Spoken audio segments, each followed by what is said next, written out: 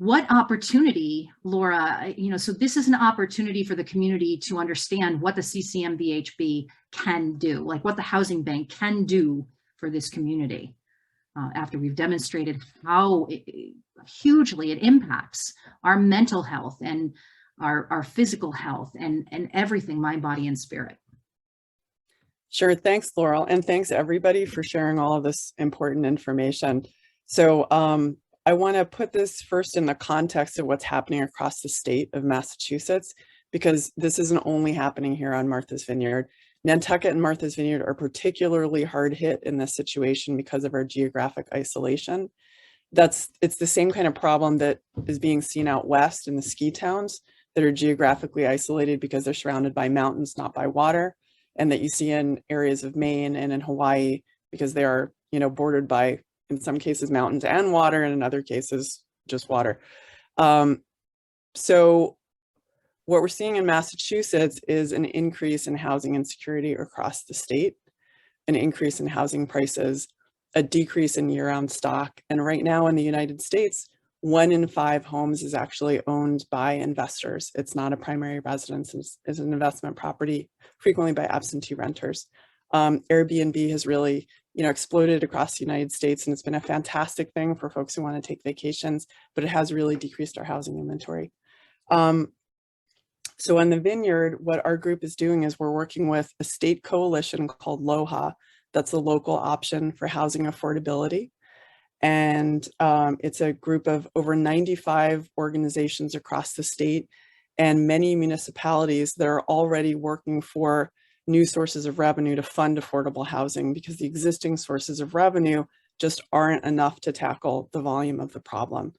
So what LOHA is trying to do, in conjunction with a lot of legislators across the state and municipal leaders, is file enabling legislation that would allow any municipality or region in Massachusetts to opt into a transfer fee on real estate transactions specifically and solely to fund affordable housing. So it would work very similarly to the way that the island land banks work. And those are 2 of the only existing transfer fees in the state of Massachusetts. However folks might feel about the land bank personally, I think we can all agree that they have been able to pursue their goal very successfully. So the transfer fee would be on the Vineyard. We're looking at potentially a 2% transfer fee on real estate transactions, only over $1 million, with the first $1 million exempt. And all the funds would go directly into a housing bank, which would be a pooled fund shared between all the member towns that would go towards creating grant programs, loan programs, the ability of the housing bank to do what's called buy downs, which is purchase a market rate property, reduce the price and resell it to someone who qualified, who's income qualified, provide new rental opportunities, purchase homes out of the short-term rental market and out of the seasonal rental market and put them back into year-round housing inventory, whether that's rental or for ownership opportunities. There's a ratio that allows a community to function effectively if it's in a resort area.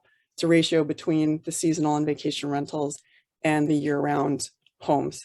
And right now, our ratio is wildly off. We have a huge imbalance. So the economy doesn't function, our healthcare systems don't function, our school systems struggle to function. And until we're able to reset that ratio and bring it back into proportion, the equity issues are going to continue to increase. Sustainability of our economy is going to continue to be more difficult, and all of the problems that we're seeing are just going to be exacerbated. Nantucket was about where we are now about 6 or 7 years ago.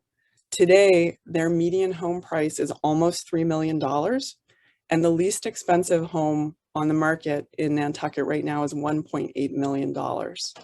So we have a clear idea of where Martha's Vineyard is headed, and we know that we need to take some kind of action now in order to put a comprehensive solution in place so that we can move forward intentionally.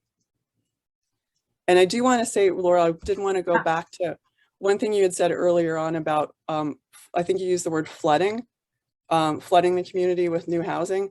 unfortunately, there's just no way to flood a community with new housing. It's a very deliberate process, and it really takes long-range planning. So there has to be a significant funding mechanism that's reliable over years, that you can look forward, you can predict, you can plan in order to really systematically address a housing issue.